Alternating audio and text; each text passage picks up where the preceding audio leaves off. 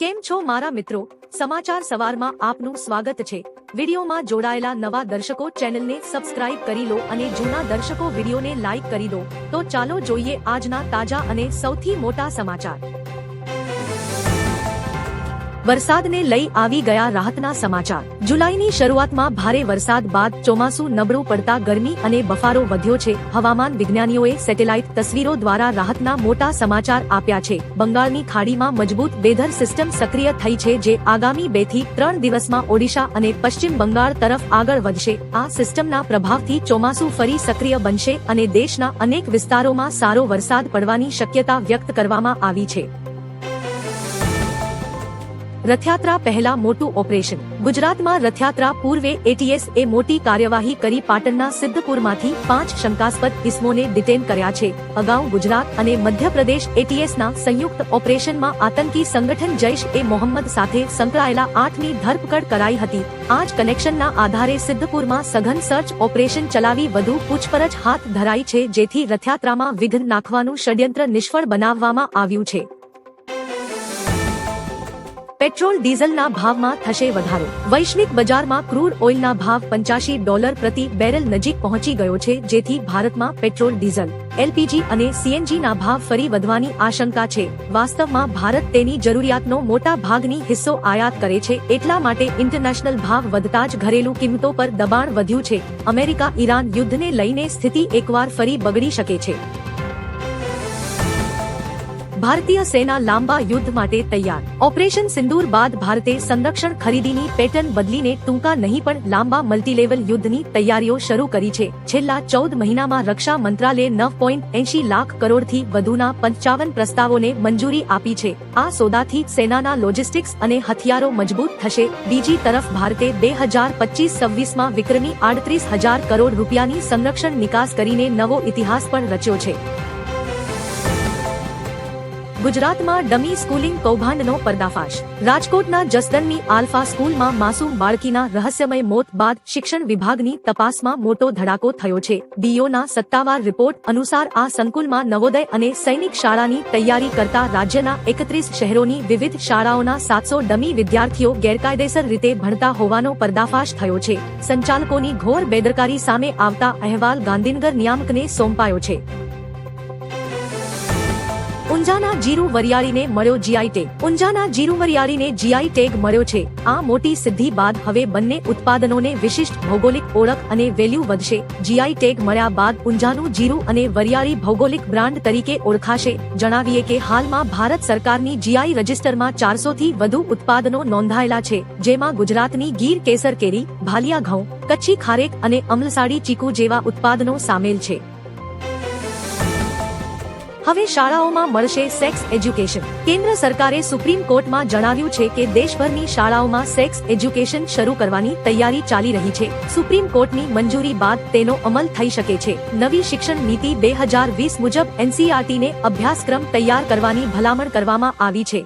બાળકોમાં જાગૃતિ અને યૌન શોષણથી બચાવ અંગે શિક્ષણ પર ભાર મુકાયો છે। નિષ્ણાત શિક્ષકો દ્વારા અઠવાડિયામાં 2 વખત 20 મિનિટના સત્ર યોજવાની પણ ભલામણ કરવામાં આવી છે। ભારત સરકાર એક્શનમાં। હોર્મુઝમાં ઈરાન દ્વારા યુએઈના 2 જહાજો પર કરેલા હુમલામાં ભારતીય નાવિકના મોત બાદ ભારત સરકારે કડક એક્શન લીધું છે। ભારતે દિલ્હીમાં ઈરાની દૂતાવાસને સમન્સ પાઠવ્યું છે અને આ મામલે જવાબ માંગ્યો છે। ભારતે સમન્સ પાઠવ્યા બાદ ઈરાની રાજદ્વારી વિદેશ મંત્રાલય પહોંચ્યા છે। ભારતીય અધિકારીઓએ ઈરાન સામે સમુદ્રમાં કામ કરનારા તેમના મોટા સમુદાયની સુરક્ષાને લઈને ચિંતા વ્યક્ત કરી છે। અંબાલાલ પટેલે આગાહી ન કરવાનો નિર્ણય બદલ્યો। હવામાન નિષ્ણાંત અંબાલાલ પટેલે આગાહી ન કરવાનો નિર્ણય પરત ખેંચ્યો છે। ભારે જનસમર્થન મળ્યા બાદ અંબાલાલે આગાહી ચાલુ રાખવાનો મહત્વનો નિર્ણય લીધો છે। વધુમાં તેમણે કહ્યું કે આ વિવાદ કાનૂની મુદ્દો નથી, તેમજ મારી આગાહીઓ ખેડૂતો, માછીમારો તેમજ સામાન્યને જનતાને ઉપયોગી બને છે। જણાવીએ કે વિજ્ઞાન જાથાના ચેરમેન જયંત પંડ્યા દ્વારા ગંભીર આક્ષેપો બાદ અંબાલાલ પટેલે આગાહી ન કરવાની જાહેરાત કરી હતી। મોદી સરકારને પાડવા 22 કરોડ મુસલમાન કરી રહ્યા છે નમાજ। ફેમસ કોચિંગ ટીચર અવધ ઓઝાએ ટીકા કરતા કહ્યું કે 22 કરોડ મુસલમાનો મોદી સરકારને પાડવા માટે નમાજ કરી રહ્યા છે। વધુમાં તેમણે કહ્યું કે તેઓ ખોટી દિશામાં છે।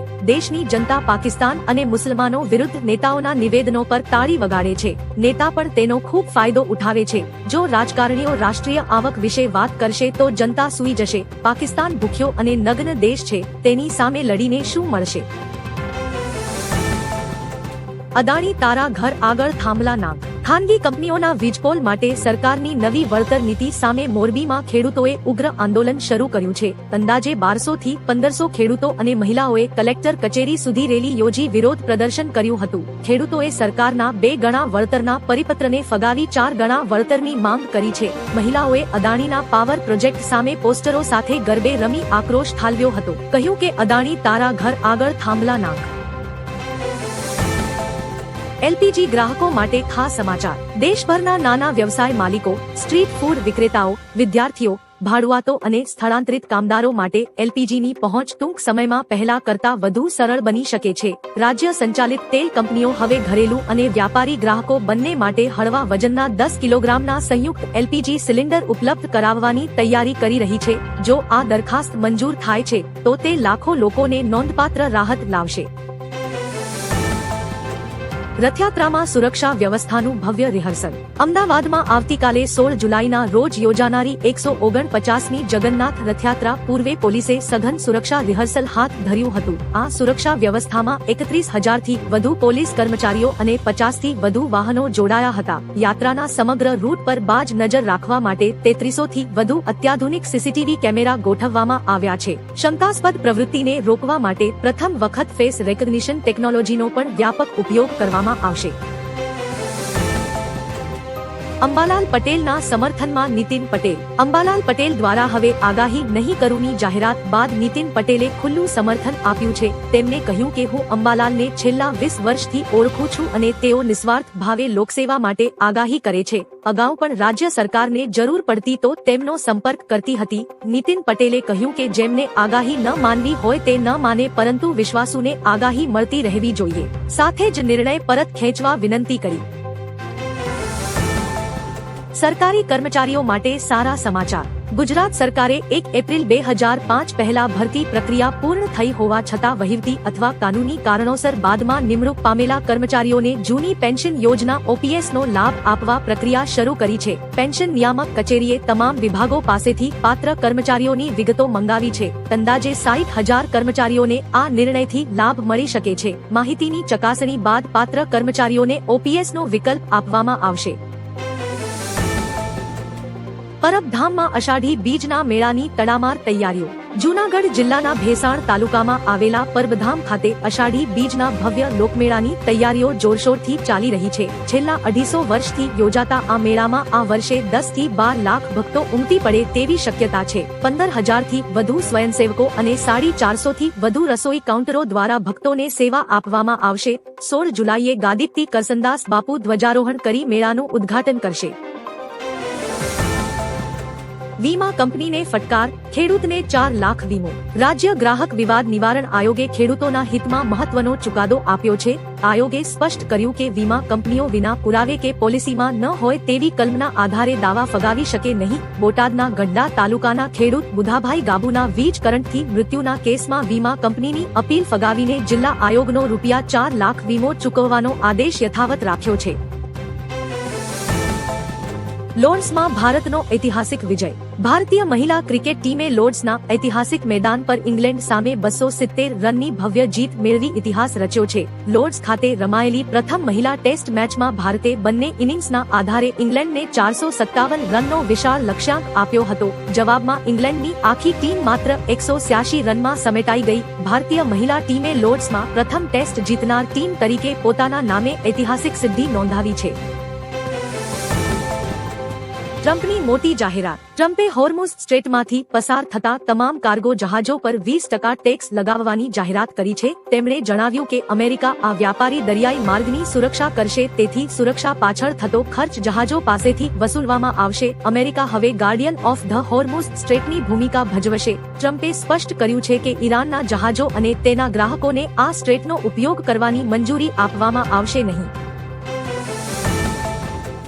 અમેરિકા જેવો દેશ સમુદ્રી ડાકુ નથી બની શકતો. બ્રાઝિલના રાષ્ટ્રપતિ લુઇઝ ઇનાસિયો લુલા દા સિલ્વાએ હોર્મુઝ સ્ટ્રેટમાંથી પસાર થનારા જહાજો પર 20% ચાર્જ લગાવવા પર અમેરિકાની ટીકા કરી છે. તેમણે કહ્યું કે અમેરિકા એક સમુદ્રી ડાકુ જેવું કામ કરી શકતું નથી. બ્રાઝિલના રાષ્ટ્રપતિનું આ નિવેદન અમેરિકી રાષ્ટ્રપતિ ડોનાલ્ડ ટ્રમ્પે અમેરિકાને સ્ટ્રેટ ઓફ હોર્મુઝનો રક્ષકની ઘોષણા બાદ આવ્યું હતું.